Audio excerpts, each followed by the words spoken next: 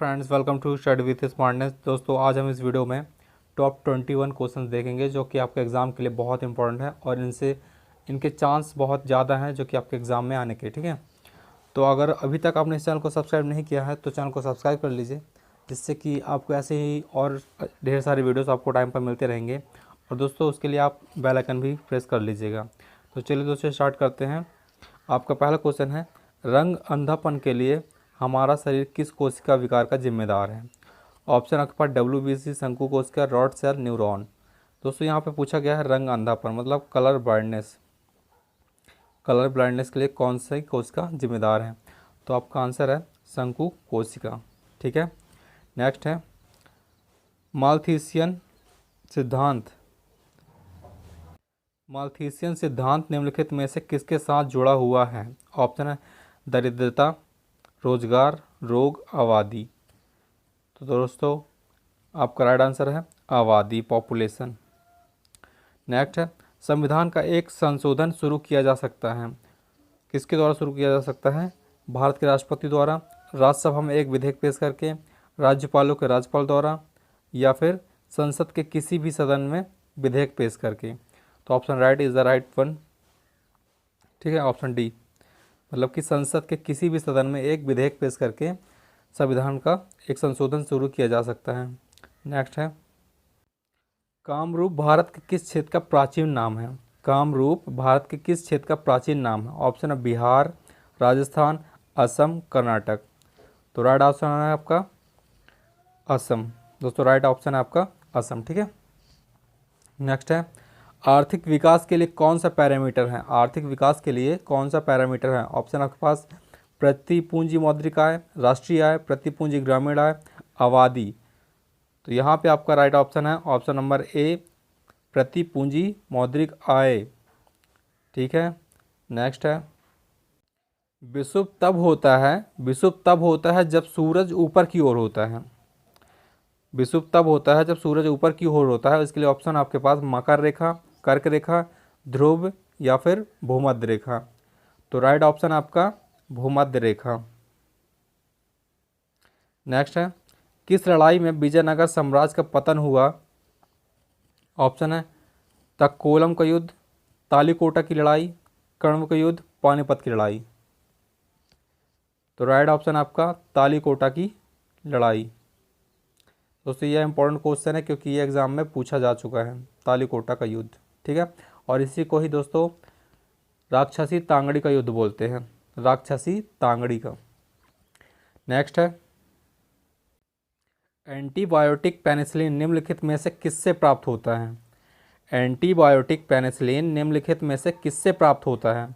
Option है synthetic प्रक्रिया, एक जीवाणु, कुकुरमुत्ता, वायरस संक्रमित कोशिकाएं। ऑप्शन है सिंथेटिक प्रक्रिया, एक जीवाणु, कुकुरमुत्ता और वायरस संक्रमित कोशिकाएं। आपको बताना है एंटीबायोटिक पेनिसिलिन। तो यहाँ पे आपका राइट ऑप्शन है ऑप्शन सी, कुकुरमुत्ता। नेक्स्ट है विश्व महासागरों के बीच कौन सा महासागर व्यापक महाद्वीपीय शेल्फ है? विश्व महासागरों के बीच कौन सा महासागर व्यापक महाद्वीपीय शेल्फ है? ऑप्शन आपके पास अंटार्कटिक महासागर, ऑप्शन बी है आर्कटिक महासागर, सी है हिंद महासागर, और ऑप्शन डी है अटलांटिक महासागर। तो इसका राइट ऑप्शन आपका ऑप्शन बी, आर्कटिक महासागर। आर्कटिक महासागर ही एक व्यापक महाद्वीपीय शेल्फ है। नेक्स्ट है किसी विशेष समय पर डेटाबेस में डेटा के रूप में कहा जाता है? किसी विशेष समय पर डेटाबेस में डेटा के रूप में कहा जाता है। ऑप्शन आपके पास इंटेंशन, एक्सटेंशन, बैक, एप्लीकेशन। तो राइट ऑप्शन आपका extension. Extension is the right one. Next है भारत में सबसे बड़ी प्रायद्वीपीय नदी कौन सी है? प्रायद्वीपीय भारत में सबसे बड़ी प्रायद्वीपीय नदी कौन सी है? तो दोस्तों, ऑप्शन आपके पास कृष्णा, गोदावरी, कावेरी, महानदी। तो राइट ऑप्शन आपका गोदावरी, जो कि महाराष्ट्र से निकलती है, त्र्यंबकेश्वर की पहाड़ी से। ठीक है, नेक्स्ट है भारत में लाल मिट्टी सामान्यतः किन क्षेत्रों में पाई जाती है? ऑप्शन है केवल पूर्वी क्षेत्र, केवल दक्षिणी क्षेत्र, दक्कन के पठार का पूर्वी और दक्षिणी भाग, इनमें से कोई नहीं। तो भारत में लाल मिट्टी सामान्यतः कहाँ पाई जाती है? ये रहा अपना दक्कन का पठार, इसके पूर्वी भाग और दक्षिणी भाग में पाई जाती है। Option C is the right answer. Option C, Deccan के पठार का पूर्वी और दक्षिणी भाग। नेक्स्ट है, भारत में मनसबदारी प्रणाली की शुरुआत किसने की थी? आपको बताना है कि भारत में मनसबदारी प्रणाली की शुरुआत किसने की थी। ऑप्शन है बाबर, हुमायूं, अकबर और जहांगीर। तो राइट ऑप्शन आपका अकबर।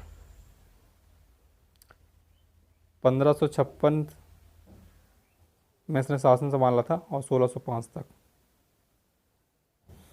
नेक्स्ट है, चूना पत्थर किस उद्योग द्वारा उपयोग किया जाने वाला एक कच्चा माल है? चूना पत्थर किस उद्योग द्वारा उपयोग किया जाने वाला एक कच्चा माल है?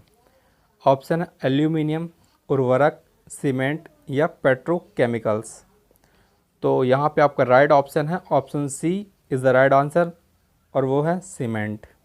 सीमेंट में सीमेंट बनाने के लिए उपयोग किया जाता है चूना पत्थर, ये आपसे पूछा गया है। ठीक है, नेक्स्ट है, राज्य के नीति निर्देशक सिद्धांतों को किस संविधान से अपनाया गया है? यहाँ पे आपसे पूछा जा रहा है कि जो राज्य के नीति निर्देशक तत्व हमारे संविधान में हैं वो किस संविधान से लिए गए हैं। ऑप्शन अमेरिकी संविधान, ब्रिटिश संविधान, आयरिश संविधान या फिर फ्रांसीसी संविधान। तो दोस्तों यहाँ पे आपका जो राइट ऑप्शन है वो है ऑप्शन सी, आयरिश संविधान, जो कि आयरलैंड से लिया गया है। आयरलैंड, ठीक है, आपको याद रखना आयरलैंड। और आयरलैंड से संबंधित कौन थी? हमारी मदर टेरेसा। ठीक है, नेक्स्ट देखते हैं, निम्नलिखित में से किसे एक तारे के रंग से दर्शाया गया है? क्वेश्चन है, निम्नलिखित में से किसे एक तारे के रंग से दर्शाया गया है? ऑप्शन है वजन, दूरी, तापमान, आकार। तो यहाँ पे आपका जो राइट ऑप्शन है वो है तापमान। जो हमको तारे चमकते हुए दिखाई देते हैं वो क्यों दिखाई देते हैं, ये भी क्वेश्चन पूछा जाता है। तो दोस्तों वह अपने तापमान की वजह से हमको चमकते हुए दिखाई देते हैं। ठीक है, तो option C is the right answer. Next है, किसी परमाणु की परमाणु संख्या निम्नलिखित में से किसकी संख्या बताती है? ऑप्शन है इलेक्ट्रॉनों की, प्रोटॉन, न्यूट्रॉन या फिर न्यूट्रॉन और प्रोटॉन। तो दोस्तों इसमें राइट आंसर आपका ऑप्शन बी, प्रोटॉन। यदि कोई परमाणु है उसके परमाणु के जो केंद्र होता है दोस्तों, केंद्र में पाए जाते हैं न्यूट्रॉन और प्रोटॉन, और जो बाहर पाया जाता है वो पाया जाता है इलेक्ट्रॉन। इलेक्ट्रॉन निगेटिव होता है, प्रोटॉन पॉजिटिव होता है, और जो न्यूट्रॉन होता है वो उदासीन होता है, मतलब उसमें कोई भी किरण नहीं, मतलब ना उसमें प्लस होता है ना माइनस होता है, मतलब ना तो वो ऋणात्मक होता है ना तो वो धनात्मक होता है, वो न्यूट्रल रहता है। ठीक है, तो उसमें जो प्रोटॉनों की संख्या होती है वही उसकी परमाणु संख्या कहलाती है। नेक्स्ट है, डीपीटी वैक्सीन को निम्नलिखित में से किसके रूप में वर्गीकृत किया गया है? क्वेश्चन है, डीपीटी वैक्सीन को निम्नलिखित में से किसके रूप में वर्गीकृत किया गया है? Option antiviral vaccine, anti protozoa vaccine, anti rickettsial vaccine, और डी है एक संयुक्त टीका है। तो यहाँ पे जो आपका राइट ऑप्शन है वो है ऑप्शन डी, एक संयुक्त टीका। दोस्तों यदि बात होती है डीपीटी, दोस्तों डी में डिप्थीरिया, पी से पर्ट्यूसिस मतलब काली खांसी, और टी से टिटनेस। तो तीनों मतलब तीनों के लिए जो टीका दिया जाता है वह होता है डीपीटी। ठीक है, नेक्स्ट देखते हैं, कठोर कोयले का उच्चतम गुण कौन सा है? कठोर कोयले का उच्चतम गुण कौन सा है? Option A anthracite, option B bituminous, option C lignite या फिर ऑप्शन डी पीट। यहाँ पे जो आपका उच्चतम गुण वाला कोयला होता है वह होता है एंथ्रेसाइट। यह हमारे जम्मू कश्मीर वाले जो कि लद्दाख वाले एरिया में सिर्फ वहीं पे पाया जाता है, बाकी और कहीं नहीं पाया जाता अपने भारत में। भारत में जो अधिकतर पाया जाता है वह पाया जाता है बिटुमिनस कोयला, जो कि यह होता है मुलायम कोयला। बिटुमिनस कोयला को मुलायम कोयला बोला जाता है। ऑप्शन सी में जो लिखा है लिग्नाइट कोयला, दोस्तों इसको भूरा कोयला बोलते हैं, भूरा कोयला। और जो सबसे कम क्वालिटी वाला होता है जो बिल्कुल, तो वो होता है पीट कोयला। ठीक है, नेक्स्ट है, निम्न में से कौन सा एनोमीटर मापक है, मतलब एनोमीटर क्या मापता है, क्या किसकी माप करता है, आपको ये बताना। ऑप्शन है प्रकाश की गति, हवा की गति, जलधारा की गति, या फिर डी है उपग्रहों की गति। तो यहाँ पे जो आपका राइट ऑप्शन है वो है ऑप्शन बी, हवा की गति। नेक्स्ट है, मिशन इंद्रधनुष भारत में अभियान किसके साथ जुड़ा हुआ है। दोस्तों आपको बताना है जो मिशन इंद्रधनुष है वो भारत में किस अभियान के साथ जुड़ा हुआ है। दोस्तों ये आपका लास्ट ऑप्शन है, मतलब लास्ट क्वेश्चन है, आपको इसका आंसर राइट सही देना है बिल्कुल। तो यहाँ ऑप्शन आपके पास गर्भवती महिलाओं का पोषण, मधुमेह के प्रति जागरूकता, अंधापन का उन्मूलन, या फिर डी है बच्चों का टीकाकरण। तो यहाँ पे आपका जो राइट ऑप्शन है वो है टीकाकरण, बच्चों का टीकाकरण। मिशन इंद्रधनुष से जो वह जुड़ा है बच्चों के टीकाकरण से। ठीक है, तो दोस्तों ये रहे आज के आपके टॉप 21 क्वेश्चंस। आई होप कि आपको क्वेश्चंस अच्छे लगे होंगे और आपके एग्ज़ाम के लिए दोस्तों ये बहुत इंपॉर्टेंट है। ठीक है, अगर आपको एक बार में ये क्वेश्चंस याद नहीं होते हैं तो आप इस वीडियो को आप दोबारा भी देख सकते हैं, क्योंकि दोस्तों ये ऐसे क्वेश्चंस हैं जो आपको एग्ज़ाम में कहीं ना कहीं पूछे जा चुके हैं, रिपीटेड हैं या फिर आने की संभावना है।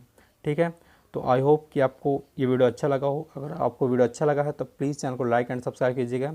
मिलते हैं नेक्स्ट वीडियो में ऐसे ही और ढेर सारे इंपॉर्टेंट क्वेश्चंस के साथ और ऐसे ही ताज़ा जानकारियों के साथ। तो मिलते हैं दोस्तों, धन्यवाद।